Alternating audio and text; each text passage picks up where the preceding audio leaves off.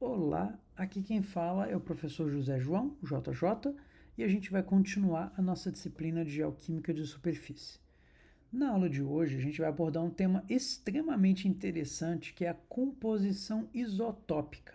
Essa composição isotópica, ela pode ser analisada em diferentes materiais e ela vai contar para a gente sobre as práticas nos sítios históricos, a origem dos materiais nos sítios históricos e até mesmo os hábitos alimentares de comunidades humanas e animais em sítios históricos.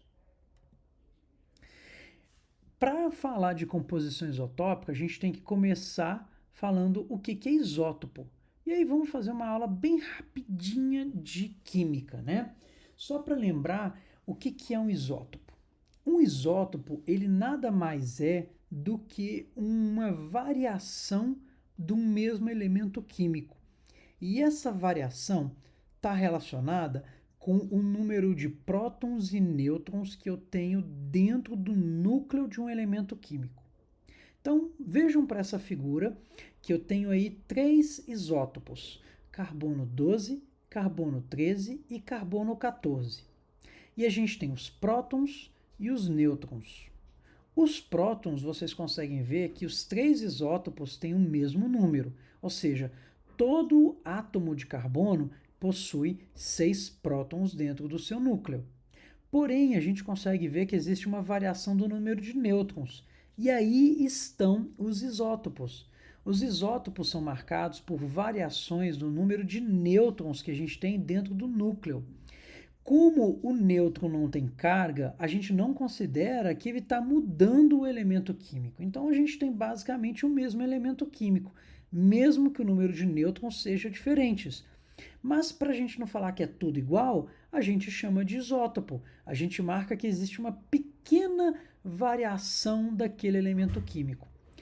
Os isótopos que são mais pesados, eles reagem menos com o ambiente. Por exemplo, eles são mais dificilmente evaporados. Se eu, por exemplo, pensar em isótopos que compõem a água, como o hidrogênio e o oxigênio, tá?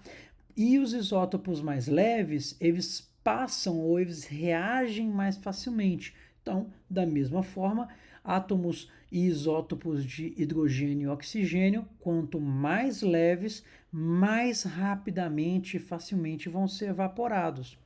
O carbono não evapora nas condições ambientais que a gente tem no planeta Terra, mas ele pode reagir mais rapidamente ou mais demoradamente, mais lentamente, de acordo com as condições ambientais, que é o que a gente vai ver mais à frente.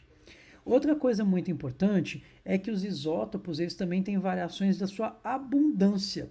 Por exemplo, o isótopo de carbono 12 ele é o dominante, é o que a gente mais tem no planeta. O carbono 13 a gente tem uma menor abundância. E o carbono 14 a gente só tem em concentrações traço. Então, saber a abundância de um isótopo também vai nos permitir entender melhor sobre as condições ambientais. A gente vai ver isso nos próximos slides. Vamos dar um exemplo sobre o carbono, que é um isótopo super simples de entender e que na maioria das vezes a gente tem ele no ambiente, já que carbono é um elemento químico bastante abundante no nosso planeta, tá? O carbono 14, que é um isótopo específico, ele é chamado de isótopo cosmogênico. O que eu quero dizer com isso? Ele é um isótopo produzido por radiação cósmica, que vem dos confins do universo, a gente nem sabe direito de onde vem essa radiação. E uma vez que essa radiação interage com a atmosfera do nosso planeta, ela acaba excitando os átomos de nitrogênio e convertendo nitrogênio em carbono. Olha só, eu estou mudando de um elemento químico para o outro. Esse carbono 14, ele pode ser incorporado ao solo pela chuva ou ele pode ser incorporado às plantas pela fotossíntese. E aí, se essa planta, por exemplo, é comida por um herbívoro, esse carbono 14 que estava na atmosfera, que passou para a planta, agora passa para ele. E se a gente comer esse herbívoro, esse carbono 14 passa para a gente também. Então você que está me ouvindo aí agora, você tem carbono 14 dentro de você, que estava na atmosfera, que foi produzido por radiação cósmica.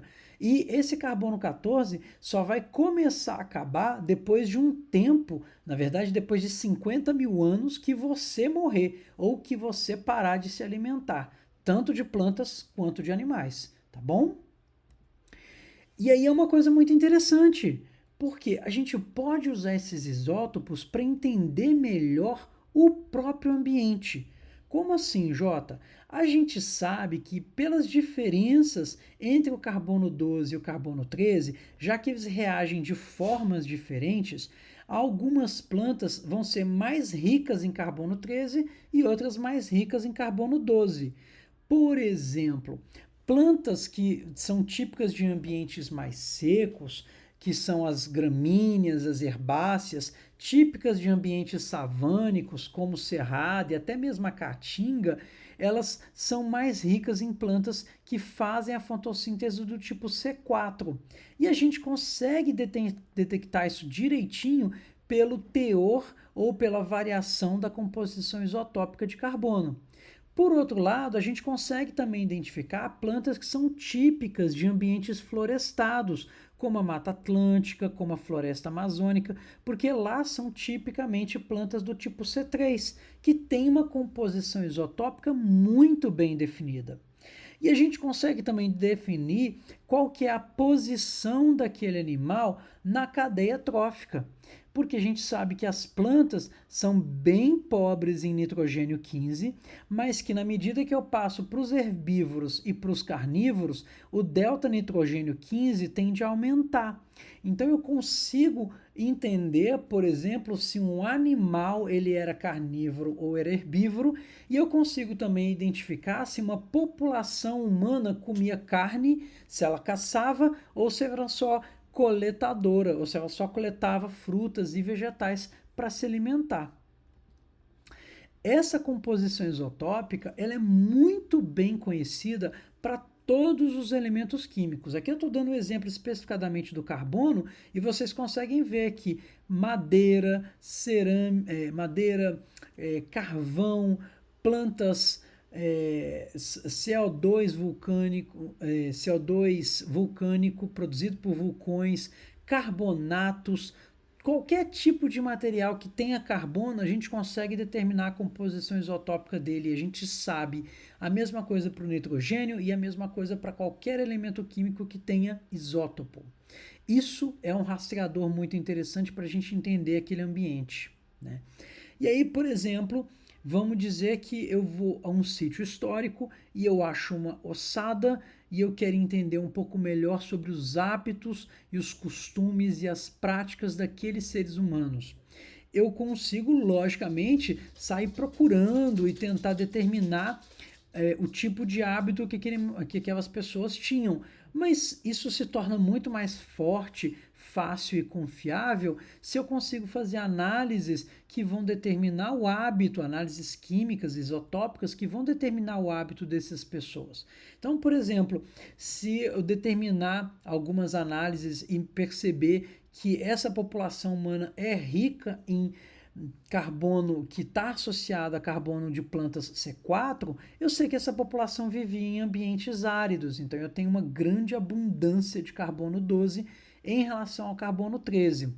Por outro lado, se eu tenho uma população que é mais rica em carbono 13 do que carbono 12, eu já tenho uma população que cresceu em ambientes mais florestados e que se alimentava de animais.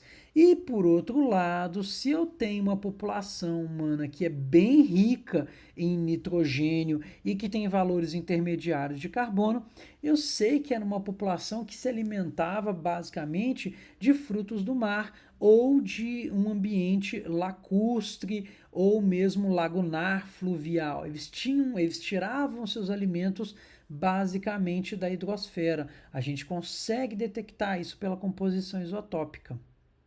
E da onde que eu vou tirar essa composição isotópica, Jota? Ora, bolas, né? Dos dentes de ossos, de qualquer material humano que você conseguir tirar. Principalmente os dentes são muito úteis para a gente, porque além disso, além dessa composição isotópica indicar o hábito, pela composição isotópica eu consigo determinar até uma estimativa da idade daqueles seres humanos e ter uma ideia se eles se tratavam de crianças, de adolescentes, se eram bebês que estavam sendo amamentados ou não, se eram mulheres, se eram homens. Essa composição isotópica ela é diferente em função de todas essas condições. Olha só que coisa extremamente interessante. E a gente pode avaliar a composição isotópica do carbono, o carbono 13, o delta carbono 13. A gente pode avaliar o delta nitrogênio 15, mas também o delta oxigênio 16. O oxigênio é muito interessante porque a gente determina oxigênio 16 e 18. Quando eu tenho uma riqueza maior em oxigênio 18, indica que aquela população humana ela cresceu em ambientes mais secos, ambientes mais áridos. E se eu tiver um enriquecimento de oxigênio 16, indica que aquela população cresceu em ambientes que eram mais chuvosos. Isso é bom lembrar porque muitas vezes aquelas comunidades elas não necessariamente cresceram sobre aquelas condições ambientais que a gente tem hoje. Né? A mesma coisa serve também para o estrôncio 87, que serve muito para indicar para a gente condições ambientais e hábitos alimentares. Mas e se você não tiver interessado em saber sobre os hábitos alimentares? Jota, eu não tenho tanto interesse assim, eu gostaria de saber mais sobre o uso econômico de uma área, por exemplo, sobre o beneficiamento de metais em uma área específica. Aí a gente pode usar também os isótopos. Essa figura é uma figura que eu acho muito interessante. Vocês devem ler ela com esse eixo vertical pensando nas idades, ok? Idades mais antigas e idades mais recentes aqui no topo. E essas idades antigas foi analisado em diferentes profundidades essas composições da quantidade de fósforo, do enriquecimento, fósforo não, perdão, de chumbo, o enriquecimento de chumbo e a gente analisou também a composição isotópica desse chumbo, de chumbo 206 e 207. Olha só que coisa interessante. A gente percebe que existem fases com um grande enriquecimento de chumbo e outras fases que existe um decréscimo de chumbo. Só por essa variação, a gente já conseguiria saber que, logicamente, a atividade mudou. Porque se a quantidade, se a concentração de chumbo no solo ao longo do tempo mudou, pode ser que ora era usado chumbo e ora não era usado chumbo para o beneficiamento de metais. E essa concentração ela muda ao longo do tempo, marcadamente aqui com a construção da cidade de Alexandria, e a gente percebe zonas que marcam uma elevada concentração, um elevado teor de chumbo, que depois decresce. Bem, essa concentração por si só já é muito marcante, já serve para indicar a gente condições bem diferentes de uso daquele terreno e de práticas diferentes de beneficiamento.